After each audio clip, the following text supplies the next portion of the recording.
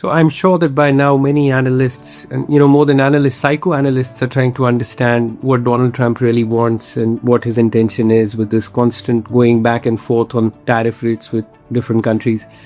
And quite frankly, I don't know what his intentions are, and this video is not about that.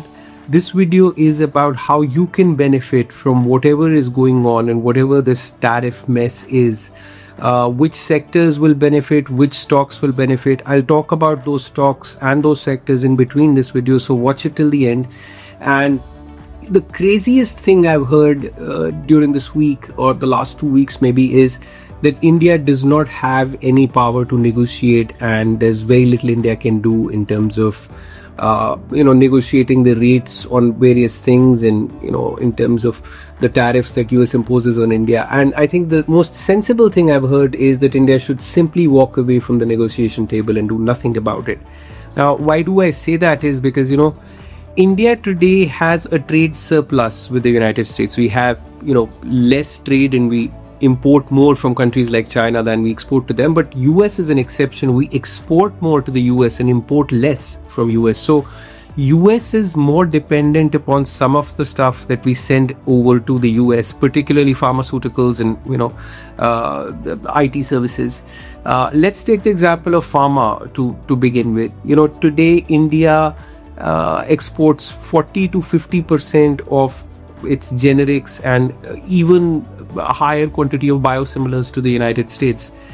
Without Indian pharma supply chain, US healthcare system is not just vulnerable, it's completely exposed. So, there's a reason why US has so far not put any tariff on Indian pharma sector. They put tariffs of 20%, increased it to 50% on various other sectors, but when it comes to pharma, no tariffs imposed. It's not because of any other reason, but US knows that they need Indian pharma imports more than India needs to send it to them. We are not relying on US on any critical stuff like they rely on, we do rely on them for stuff like aircrafts and maybe a few other things. Our exports to US, agri exports will take a hit if they impose a very high tariff and start importing basmati rice from, let's say, Pakistan instead of India. But other than that, there's a lot more critical stuff that we send over to the US and very little stuff that we get into the country from the United States. Let's stick to pharma for a minute. Let's say tomorrow US decides to impose tariffs on India pharmaceutical imports. What will happen?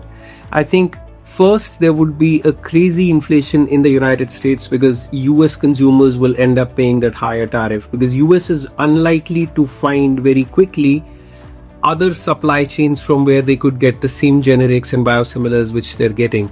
Have a look at this table. This is the percentage of, critical drugs that we send to the US, and these are most vulnerable drug categories and the share of US dependency on India when it comes to those drugs.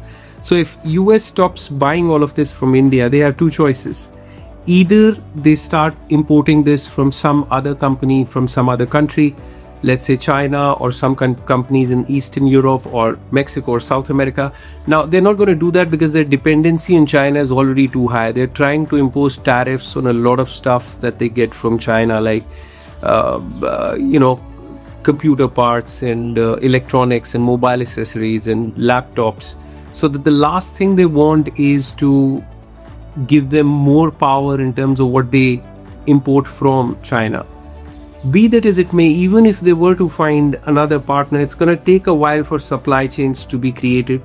No other country can export into US generics at the sheer scale at which India imports generics into the United States. And we have a absolutely stunning track record in terms of FDA approvals and compliances. It's going to take a while for any other country to match that. So obviously there will be no tariffs on Indian pharma. In fact, we can use this as a bargaining chip. And a lot of the noise that you keep hearing is actually just noise. Over time, you'll see a lot of this noise will settle down and this negotiation will end at some point. It would all be back to square one. Let's think for a minute that US starts manufacturing all of this domestically within the United States, even if it's at the cost of importing some people and some technology into the US and doing that. It's going to take 3 to 4 years for them to start manufacturing in the US. And labor cost is expensive there, so the prices would still be 3 to 5x more than what they pay right now to import from India. So very unlikely that they're going to go down that route. So let's look at what are some of the other sectors which could be impacted by US tariffs. Look at this chart. In textiles, gems and jewelry, seafood, chemicals, pharma, these are some of the companies. Pharma I've already been discussing. These are some of the other sectors and companies which export and rely heavily on money coming into India from the United States. IT or information technology is another sector, but those companies pretty much operate in the US. I always say Infosys is an American company. Other than that, there are companies like Tata Motors, where Jaguar Land Rover sales are about 35 to 45% of JLR sales happen or traditionally were happening in the United States. Personally, my view is Americans are very used to having access to the best of the equipment that's manufactured anywhere. Let's face it, Tesla can absolutely not compete, or any other American car maker cannot compete with Jaguar Land Rover when it comes to luxury. I mean, Tesla cars are pretty crap, to be honest, if you ask me. So eventually you will see that these tariffs will be done away with, and if they're not, it would cause incredibly big amount of dissatisfaction amongst the US consumers.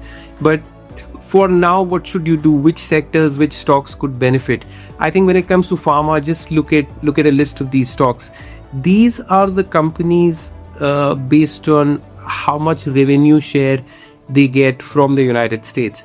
Now, I would actually stick to just the largest 2-3 companies: Dr. Reddy's, Sun Pharma, Cipla.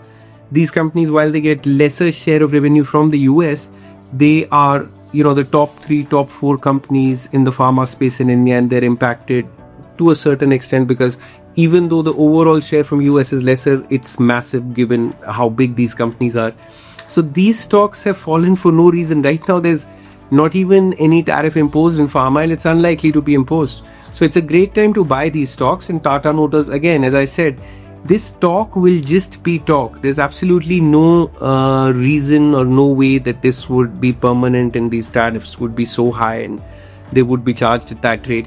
On the contrary, I think US has a lot more to lose because, they have a lot more companies doing business in India. Nobody's started talking about that. Facebook, Coca-Cola, Visa, MasterCard, you name it. There's so much American business going on in India. Just imposing a little tariff on those companies could actually hurt US a lot more than it hurts India by imposing tariff on, Indian companies exporting stuff to the United States. Also, there's another reality to this. For good or bad, I think by doing what US is done, even if they were to roll back all the tariffs, this has caused a lot of resentment and permanent damage in the relation between India and US, and a lot of Indian companies would, and this I'm not talking government to government, I'm talking about a lot of companies would start diversifying and relying less on their exports to the US. So the longer US tries to do this in terms of negotiating with higher tariffs, the more damage it's doing to them. So at some point, I feel they would realize that, and this should be, another 3 months, 4 months, 6 months. It's obviously nobody's sense that these tariffs will be so high and will be permanent. Short point being, some of these pharma stocks, some of these auto stocks should be bought right now. It's a great opportunity while markets are low. Second half of this year, anyways, I expect earnings to improve a lot. So don't sit outside and wait for things to settle down. Buy when there's rush, madness, craziness on the street.